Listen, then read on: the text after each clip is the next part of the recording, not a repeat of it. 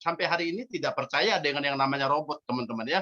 Sama halnya dengan kita mempercayai dukun ya, tidak ada robot yang bisa meramal-ramal besok hari ini pasti untung, tidak seperti itu ya. Dan kenyataannya sudah banyak sekali yang diblokir oleh pemerintah ya, Bapepti ya, seperti itu teman-teman ya.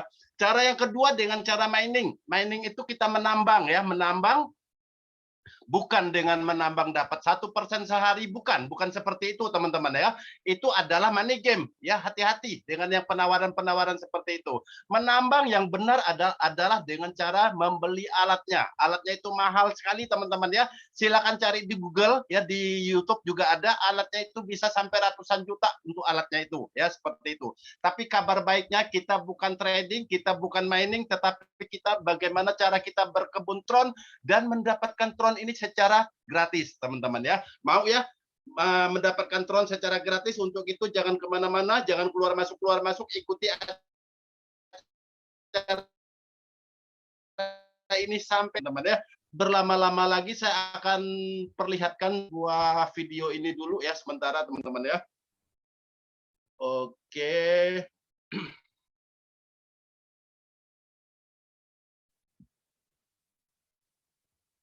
Sebentar, tidak ada suaranya, bentar.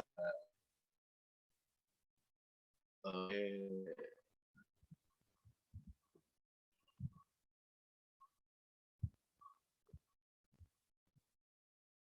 Masa depan aset kripto seperti Bitcoin dan kawan-kawan dan perlindungannya di dalam negeri kami bahas global, sebut saja kala perang.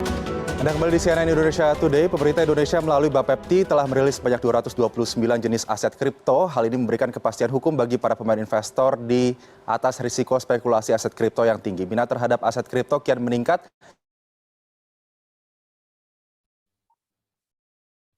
Di tengah berbagai ketidakpastian global, sebut saja kala perang dagang antara Amerika Serikat dan Tiongkok dan juga kini pandemi COVID-19.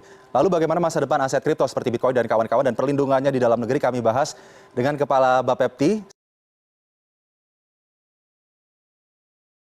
Darmawan. Selamat pagi.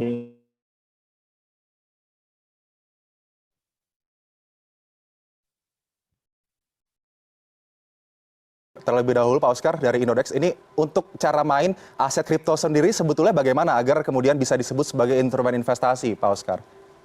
Baik, sebenarnya kalau kita melihat cara bermain di aset kripto itu sangat sederhana, sangat mirip dengan trading saham. Jadi setiap trader itu nanti akan menentukan harga beli dari kripto yang diinginkan, kemudian mereka menentukan harga jual yang diinginkan juga. Pada saat terjadi kesepakatan pasar, baru saat itu transaksi terjadi. Nah, kenapa disebut investasi? Itu karena biasanya mereka membeli di harga murah, kemudian menjualnya di harga mahal.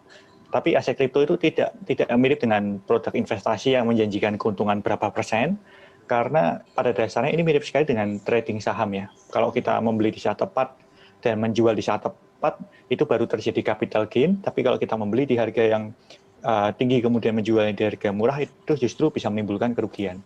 Jadi sifatnya sangat mirip dengan trading saham. Oke, tergantung juga bagaimana supply and demand. Kemudian untuk penerimaan aset kripto di Indonesia sendiri, sejauh ini pantauan Anda bagaimana? Sejauh ini di Indodax kita mempunyai member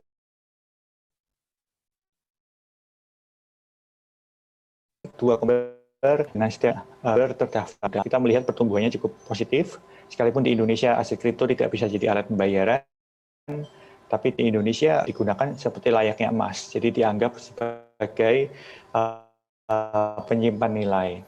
Begitu ke Pak Sidarta melihat antusiasme yang tinggi sampai ada 2,5 juta member di Indodex begitu. Sebetulnya bagaimana Bapepti mengatur aturan main untuk